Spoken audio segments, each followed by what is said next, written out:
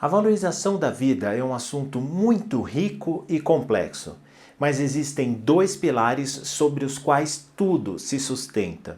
Fique atento, esse é o assunto desse vídeo.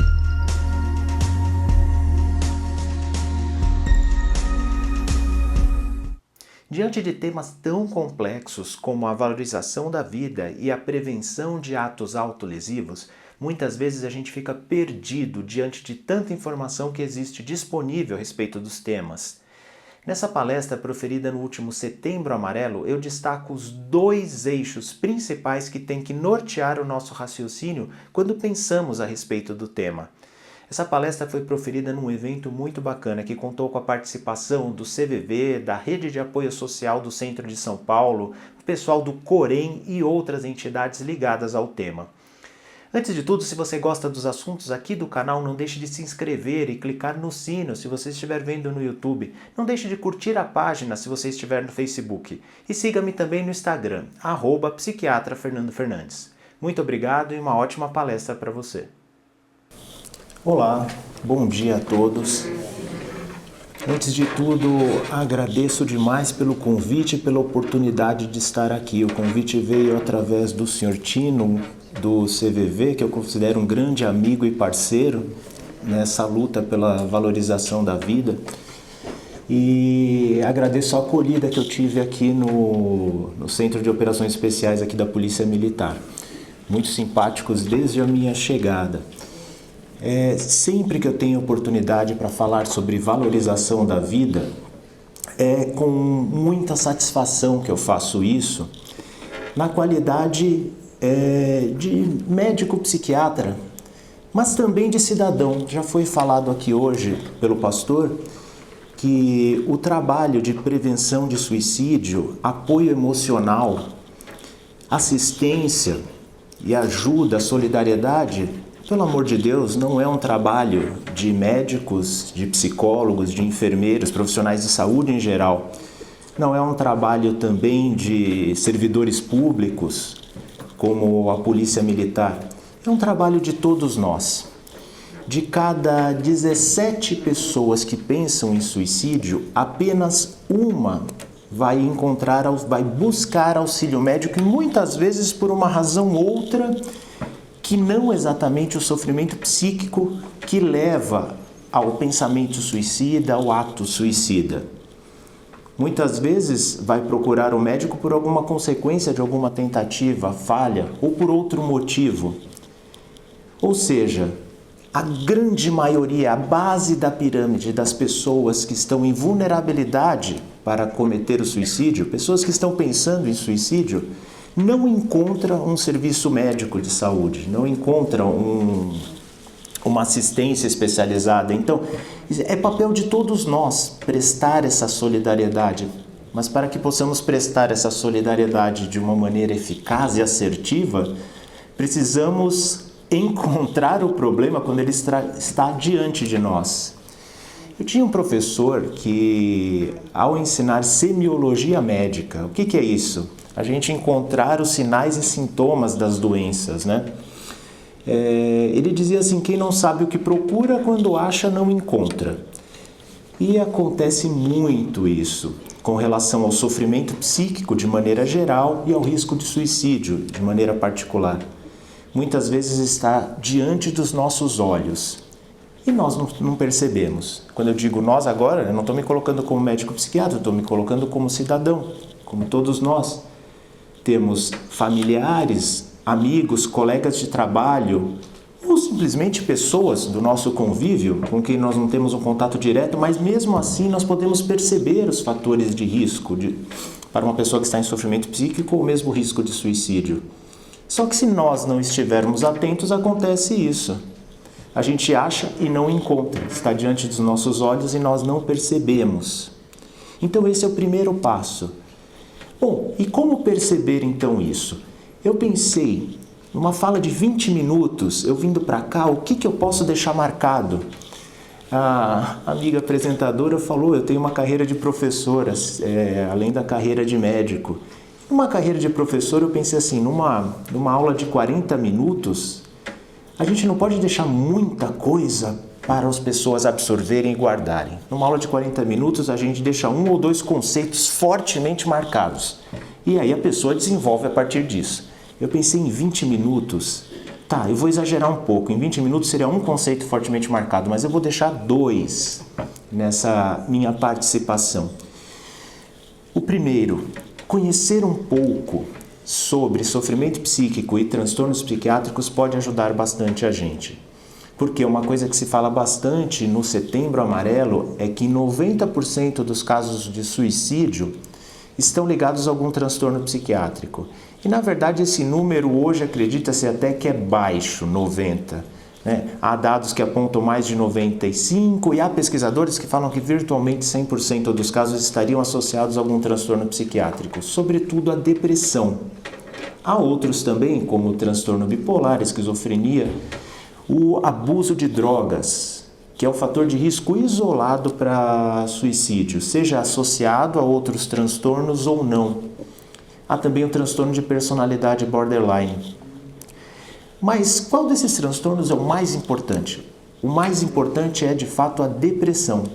Porque mesmo pessoas que têm transtorno bipolar, esquizofrenia, usam drogas ou têm transtorno de personalidade, eles acabam pensando em suicídio, cometendo uma tentativa ou mesmo fazendo ato suicida na vigência de sintomas depressivos. Então, eu acho que conhecer um pouco sobre os quadros psiquiátricos para que eles sejam reconhecidos em nós, nas pessoas próximas, nos colegas de trabalho, nos amigos, familiares, isso ajuda bastante. Mas além disso, eu falei que ia tentar deixar 2 conceitos muito marcados, né? Eu acho que quanto aos transtornos psiquiátricos, o que a gente pode fazer pela pessoa? Primeiro, a pessoa está em sofrimento. Estar junto, prestar solidariedade, demonstrar empatia sem julgar, ouvir. Eu costumo ensinar muito as pessoas ficam muito impactadas diante de uma pessoa que está pensando em dar cabo à própria vida, pensando em fazer mal a si mesmo. Muitas pessoas não tocam nesse assunto porque têm medo de não saber o que fazer. Até entre profissionais de saúde não especializados isso acontece. Por incrível que pareça, algo demonstrado em estudos. Então cria-se uma situação muito conflituosa. Uma situação em que a pessoa às vezes percebe o risco, mas não toca no assunto. Porque tem medo de se deparar com a própria insegurança, com o próprio sentimento de incapacidade. E eu costumo dizer assim, eu volto a dizer essa palavra, ouvir. Às vezes o mais simples é o mais eficaz, esteja disposto a ouvir. Ouvindo, respeite as pausas. Respeite o silêncio, deixe a pessoa digerir o assunto enquanto ela mesma discorre sobre o assunto que a faz sofrer. Na hora de interagir, prefira perguntas abertas. Não venha logo com aquela solução, nós temos um furor em trazer uma solução como se isso fosse aliviar o sofrimento da pessoa. Há casos em que nem existe solução. Uma pessoa que está em luto, por exemplo, ela busca alguma solução? Existe alguma ação prática que vai resolver o problema dela? Não existe. Então ouça, respeite o silêncio. Ao interagir, demonstre interesse pelo sentimento da pessoa.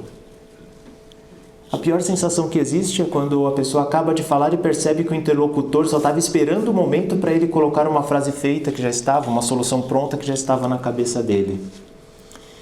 Então eu costumo dizer, essa ação de encontrar pessoas em sofrimento, se disponibilizar para ouvir, dividir o sofrimento com a pessoa, é uma medida excelente. Uma medida excelente que todos nós podemos fazer. Muito bem. Se você puder ajudar realmente a pessoa a resolver o problema, aliviar o sofrimento em função disso, que isso seja no segundo, no terceiro momento. E percebendo que a pessoa tem um sofrimento muito exagerado, percebendo que a pessoa está se incapacitando, percebendo que a pessoa está com aquele sofrimento psíquico, está junto com sintomas físicos, a pessoa está perdendo sono, perdendo apetite, emagrecendo, está sofrendo demais, exageradamente, desconfie que ela possa estar passando por um transtorno psiquiátrico e recomende que ela busque uma ajuda profissional. O médico e o psicólogo podem ajudar nesse momento. Pode ajudar nas causas, tratando o transtorno. Mas, repito, essas pessoas, elas muitas vezes não têm contato com um profissional e chegaram a você muito antes do que vão chegar a um profissional. Então nós temos que estar atentos para prestar essa solidariedade dessa maneira simples que eu falei para vocês aqui em poucas palavras. Em primeiro lugar, ouça. Em segundo, ouça. Em terceiro, ouça. Deixe a pessoa digerir, deixe a pessoa falar sobre o sofrimento. Respeite o silêncio quando ele acontecer. E se a pessoa não quiser falar? Esteja do lado disponível. Às vezes isso basta e demais. Às vezes isso basta e demais. Eu ensinando isso, nas minhas palestras, nos meus vídeos, nas redes sociais, uma vez uma amiga muito antiga me deixou um recado lá. Eu nem sabia que existia isso, direct do Instagram, não sabia. Eu colocava as coisas lá, não sabia que tinha isso. Ela me deixou lá um recado, depois eu fui ver o recado no direct do Instagram. Ou era um comentário, não lembro agora. Mas ela falou: Fernando, você era assim muito antes de ser psiquiatra. Eu lembro que nós éramos jovenzinhos na igreja e meu pai havia falecido. Uma vez você sentou do meu lado, ficou do meu lado o tempo todo e deixou um bilhete. Nesse bilhete estava escrito assim: olha, se você quiser conversar a respeito, eu estou disponível, conte comigo, Eu não lembrava disso. Eu não lembrava, vou ser sincero para vocês. Mas ela guardou pelo resto da vida isso. Ou seja, naquele momento eu vi que mesmo sem querer, eu não imaginei que ia ter tanto impacto para ela naquela época isso, Mas ela guardou pelo resto da vida só o fato de eu estar disponível, deixar um bilhete para ela: olha, quando você precisar, eu estou aqui para falar. Esse tipo de ajuda pode ser, marcar uma pessoa pelo resto da vida, esse apoio. E pode prevenir, gente, num momento de desespero, num momento de agonia, num momento que a pessoa está se sentindo desamparada. Aquele amparo pode ser fundamental para prevenir, às vezes, um ato impensado dessa pessoa. Então não subestime isso, sabe? O que eu estou falando aqui? Frisei, pontuei bastante para vocês que os transtornos psiquiátricos são talvez o principal fator. O transtorno psiquiátrico talvez seja o principal fator que une todos os outros quando se fala de prevenção de suicídio. Porém, isso que eu estou falando para vocês, se você estar disponível num momento de desespero e de desamparo da pessoa, pode ser fundamental para evitar um ato impensado dela e pode ter consequências para o resto da vida. Então não subestime isso. E o segundo fator que eu queria deixar marcado para vocês, eu falei que ia deixar duas coisas muito bem pontuadas. Uma regra de ouro na prevenção de suicídio e na prevenção do sofrimento psíquico são os vínculos. São os vínculos. Cada vez mais eu tenho valorizado isso e tenho alertado a todos. Vínculo é um fator de risco. A ausência de vínculos é um fator de risco muito forte para suicídio, da mesma forma que a presença de vínculos é um fator protetor muito forte contra suicídio e contra sofrimento psíquico. Eu vou citar para vocês um estudo bastante interessante que foi feito em Boston, Universidade de Harvard, que seguiu pessoas desde a década de 30 até hoje. Alguém mais atento pode pensar: tão vivos ainda, desde a década de 30? Pois é, mas seguiu as pessoas e seguiram seus descendentes e as suas famílias, avaliando fatores que poderiam resultar em felicidade ou infelicidade para as pessoas. É o estudo mais longo e mais completo, talvez, a respeito de felicidade. E um estudo desse tamanho é muito complicado. Ele precisa de gerações de pesquisadores interessados em assumir. Ele precisa de um financiamento contínuo e um segmento das pessoas e das famílias por tanto tempo é muito difícil. Então é um estudo muito valioso, cujo resultado é muito valioso. Pesquisaram, por exemplo, sucesso profissional e financeiro. Será que está relacionado à felicidade? Concluíram que não tem tanta relação assim. Aí nessa hora tem sempre alguém mais bravo que fala assim: mas é melhor sofrer em Paris do que na periferia. Talvez seja mesmo, mas verificaram lá que esse não é um fator tão determinante não. Talvez seja saúde física. Os mais saudáveis são mais felizes. Viram que isso é importante, mas não é o determinante. Então deve ser saúde mental. Os mais equilibrados são mais felizes. As pessoas que têm uma saúde mental perfeita são mais felizes. Parece que isso era importante, mas não era o mais importante também. Bom, seguiram nessa amostra tanto alunos de Harvard quanto jovens do subúrbio que não tinham estudo. Será que o estudo era importante para a felicidade? Olha, pareceu que não tinha muita importância não. O curioso é que quando iam coletar dados das famílias dos estudantes de Harvard, os pesquisadores eram recebidos com pompa, eram recebidos, tomavam um cafezinho, recebidos à mesa e tal. E quando iam pesquisar os jovens do subúrbio, falaram, não acredito que você ainda quer saber da minha vida é tão desinteressante. Apesar disso, perceberam que não era o estudo que determinava a felicidade. No fim, o fator mais importante, isolado para a felicidade, era a qualidade dos vínculos que a pessoa formava ao longo da vida. Isso é a coisa mais importante. Olha, uma coisa muito batida que todos ouvem, mas quanto mais vivemos, mais vemos que isso é verdade. Em qualquer escolha que você fizer na vida, se você escolher pela sua família, nunca você vai se arrepender. Nunca. Os vínculos, a qualidade dos vínculos que nós formamos ao longo da vida é determinante para a nossa felicidade. Poxa, mas se a pessoa tiver um problema de saúde?